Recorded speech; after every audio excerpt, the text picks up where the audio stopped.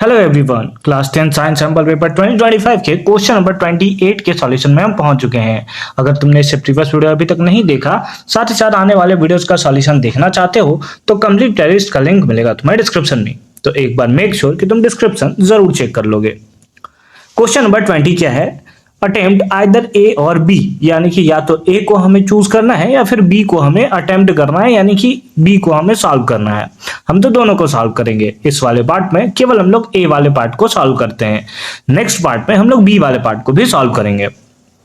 First में दिया है in the given series of reaction name the compound x and Z. केवल x और जेड का हमें नाम लिखना है। अगर तुम रिएक्शन देखो तो रिएक्शन दिया है NaCl plus H2O plus CO2 plus NH3। तो यहां से तुम्हें यह पता चलता है कि ये जो रिएक्शन है, ये रिएक्शन है that is preparation of washing soda, है ना। यानी कि वॉशिंग सोडा का प्रिपरेशन है जिसमें हम लोग एमोनिएटेड ब्राइन लेते हैं। ब्राइन क्या होता है सर? ब्राइन जो होता है एक्वस सॉल्यूशन होता है NaCl का, यानी NaCl और अगर वाटर दोनों आपस में कंबाइन है तो उसको हम लोग ब्राइन बोलते हैं। ब्राइन से आपको CO2 और NH3 गैस दोनों गैसेस पास कराना है। वैसे केसेस में आपके पास X, Y और Z का प्रोडक्शन होता है ना। मतलब X और Y का प्रोडक्शन होता है जो आपको यहां पर देखने को मिल रहा है। तो X आपका होगा सोडियम हाइड्रोजन कार्बोनेट, यानी कि सोडियम बाइकार्बोनेट, और Y जो होगा ये होगा NH4Cl। क्या होगा? NH4Cl इसका प्रोडक्शन होगा। फिर जब NH4Cl को हीट किया जाता है ना, हीट किया जाता है तो वैसे केसेस में ये Z के फॉर्म में कन्वर्ट होता है। Z होता है आपका Na2CO3। क्या होता है? Na2CO3। आप चैप्टर नंबर 3 जाओगे, वॉशिंग सोडा जाओगे, तो उसके प्रिपरेशन में ये वाला पार्ट आपको देखने को मिलेगा। 3 स्टेप रिएक्शन था ये। फिर उसके बेसिस पे हमारे पास इसमें हमें ऐड करना है 10 मोल ऑफ H2O, तो जाकर ये फॉर्मेशन करता है वॉशिंग सोडा, यानी कि Na2CO3 डॉट का 10H2O, है ना। और यही है आपका वॉशिंग सोडा। तो फर्स्ट वाले पार्ट में हमें आइडेंटिफाई करना था X को और Z को। हमने सारे पार्ट को आइडेंटिफाई यहां पर कर लिया है। X क्या होगा वो देख लेते हैं। X होगा आपका NaHCO3। क्या होगा? NaHCO3, यानी कि सोडियम बाइकार्बोनेट का फॉर्मेशन होगा। उसके साथ साथ हमें Z बताना है। Z है आपका सोडियम कार्बोनेट, यानी कि Na2CO3। ठीक है सर, ठीक है सर, यहां तक तो हमें एकदम क्लियर है। ठीक है, आगे चलते हैं। इसी के सेकंड पार्ट में दिया है which type of reaction is X to Z, है ना। यहां पर अगर आप देखोगे तो X से Z का जो फॉर्मेशन यहां पर हो रहा है, इसमें किस टाइप का रिएक्शन है? तो इसके लिए हीट इवॉल्व्ड है ना। रिएक्शन कौन सा है पहले वो लिख लेते हैं। रिएक्शन है आपके पास NaHCO3 है। इसमें आपने क्या किया? हीट प्रोवाइड किया। हीट प्रोवाइड करने के बाद ये ब्रेक कर गया Na2CO3 में, उसके साथ साथ CO2 में और साथ ही साथ H2O में, है ना। तो ये रिएक्शन कौन सा है? तो ये रिएक्शन है आपका डीकंपोजिशन रिएक्शन। कौन सा रिएक्शन है बताओ ये? तो ये है सर हमारा डीकंपोजिशन रिएक्शन, क्योंकि एक रिएक्टेंट है और मोर देन वन प्रोडक्ट्स हमें देखने को मिल रहे हैं।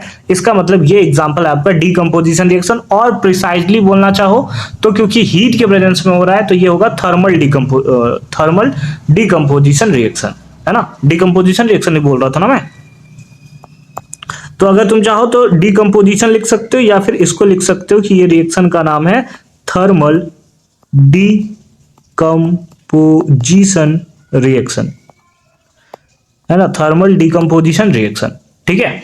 तो इस तरीके से तुम इसको समझ सकते हो। ठीक है सर, ठीक है सर। थर्ड पार्ट में आते हैं। थर्ड पार्ट में क्या दिया हुआ है? थर्ड पार्ट जो है ये दिया हुआ है कि यू आर गिवन, है ना, 3 unknown solution A B C, है ना। 3 अननोन सॉल्यूशन है A B और C, जिसका pH हमें दिया हुआ है। यानी कि A का हमें pH दिया हुआ है जो कि 6 है, B का pH दिया हुआ है दैट इज 8 है, और C का भी pH दिया हुआ है दैट इज 9.5 है। ठीक है, ठीक है। इन विच सॉल्यूशन, किस सॉल्यूशन में will the maximum number of hydronium ion, hydronium ion क्या होता है? That is H3O plus ion. H3O plus ion ये बताता है, H प्लस आयन बोलो या hydronium ion H3O plus ion बोलो, दोनों का मतलब सेम होता है। मैक्सिमम, है ना, maximum number of hydronium ion be present, है ना। Maximum number of hydronium ion जो है वो प्रेजेंट है। Arrange the given sample in the increasing order of H plus ion concentration. सबसे पहले ये पता करते हैं कि maximum number of hydronium ion किसमें प्रेजेंट है, उसके बाद हम लोग देखेंगे कि अरेंजमेंट कैसे होगा। ठीक है, चलो सबसे पहले देखते हैं कि ये हमारा पीएच स्केल होता क्या है। ये 0 होता है, ये होता है 40। ठीक है, यहां पर होता है हमारे पास कितना 7। अगर इधर से आप इधर जाते हो तो वैसे केसेस में हाइड्रोनियम आयन जो है, हाइड्रोनियम आयन उसका कॉन्सेंट्रेशन डिक्रीज करता है। लेकिन जितना कम पीएच होगा इधर से, यानी 7 से जितना तरफ 0 की तरफ तुम जाओगे, उस केसेस में हाइड्रोनियम आयन का कॉन्सेंट्रेशन जो होता है वो तुम्हारा इंक्रीज करता चलाता है, वो तुम्हारा बढ़ता चला जाता है। यानी पीएच जितना कम होगा वो उतना ज्यादा उसमें हाइड्रोनियम आयन का कॉन्सेंट्रेशन हमें देखने को मिलेगा। तो इसका मतलब हो गया कि जो हमसे पूछा था maximum number of hydronium ion, उस केसेस में जिसका सबसे कम पीएच होगा वो होगा, है ना, वो होगा हमारे पास क्या, इसका आंसर, यानी कि maximum number of hydronium ion उसके पास प्रेजेंट होगा।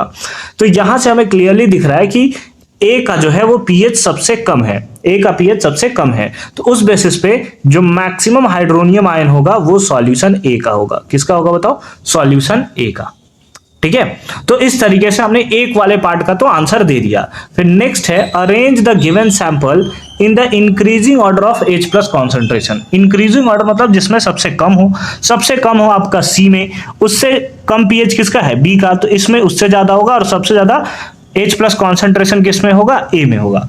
यानी कि जो सेकेंड वाला पार्ट है उसका हमें आंसर क्या देखने को मिलेगा कि इंक्रीजिंग ऑर्डर बताना है कि सबसे कम C में होगा, उससे ज्यादा B में होगा, और सबसे ज्यादा हमें A में देखने को मिल जाएगा, सबसे ज्यादा हमें A में देखने को मिल जाएगा। And this is the right answer of this question.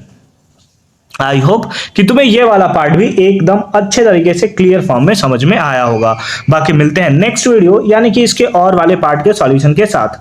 Complete playlist का लिंक मिलेगा तुम्हें डिस्क्रिप्शन में, तो एक बार डिस्क्रिप्शन तुम जरूर चेक कर लेना।